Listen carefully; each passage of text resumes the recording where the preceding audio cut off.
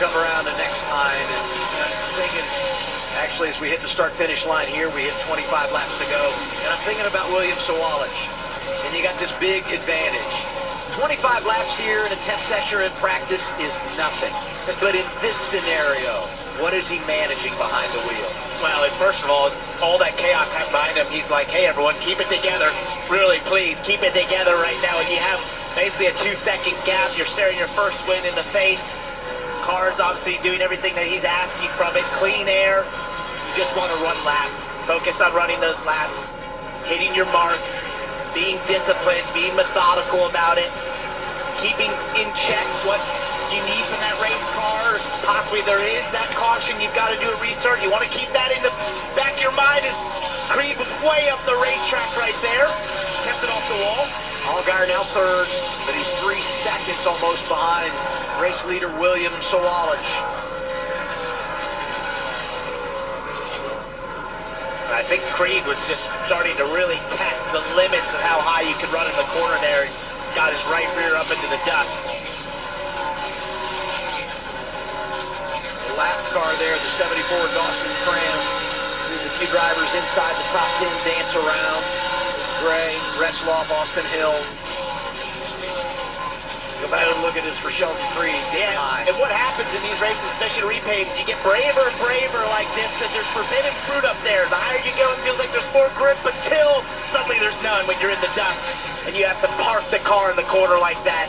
Feels like it has no grip suddenly. It's almost like hitting ice, essentially, with the tires. Talladega, come back this year and just has had a lot of bad luck, but today doing all the things that he needs to do. He's led 68 laps and in charge with 12 to go. Just had a big vault away from Brandon Jones by a couple tenths in that last lap. Brandon struggled to get through traffic.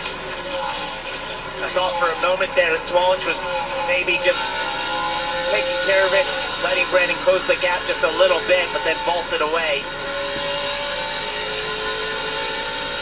You know, yesterday's truck race was dominated by Corey Heim, but Hayden Honeycutt came on late. But it seemed unlikely that we'd be looking at a similar situation here. The big thing that happened there for Corey Heim, one, he possibly had an issue, but two, was traffic. And there's going to be a lot more traffic ahead of Sawalich. You know, Carson Quaffle's been all around it today, but here he is, top 5. Fighting some issues in the middle portion of this race that brought some question marks about where they would land. But when he's been in the 1, he has been magic. Goes back to the 9 next Saturday night at Bristol. By the way, we're on the air CW 7 o'clock Eastern time with Nascar Countdown live from Thunder Valley. But it hasn't mattered. This game of musical chairs after Rockingham, there's a trip to Thunder Valley, Tennessee. Down right now, for Just sure, like the 2002 season. But I'm going to keep sounding like a broken record. It's going to come down to getting that first victory, getting that monkey off his back, getting the confidence that comes with that. Well, this will be something. This could be, watch that. You know. Quaffle squeeze that car as close as you could between the 55 and Sheldon Creed.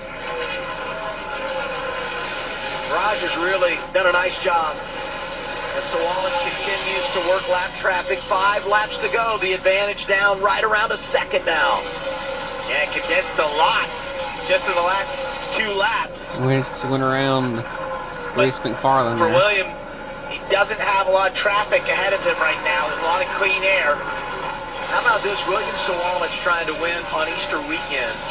Among the many things he did in the offseason was visit the Pope. That's right. I mean, he was literally all about a quarter straight away to the next set of traffic. So this might time out perfectly for him. That's what all he wants to see is clean air. You can see that Brandon Jones is starting to come into the frame, but it might just be too little too late here to be able to get to his teammate. Now you just want to make sure you get back to the white flag.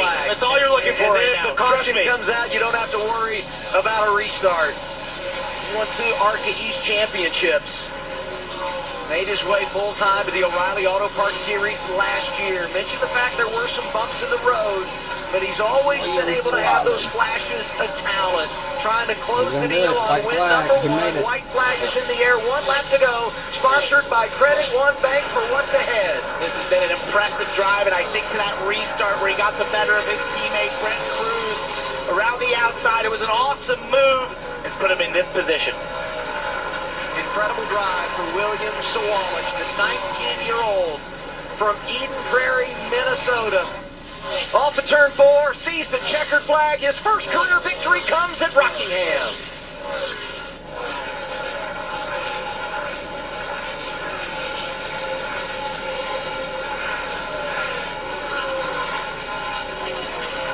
That's 1-2 finish for Joe Gibbs Racing.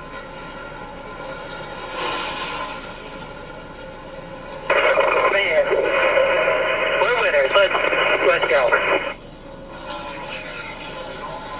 8 races into the year, 2 first-time winners. Sheldon Creed gets it done at Atlanta. Today belongs to William Sawalich.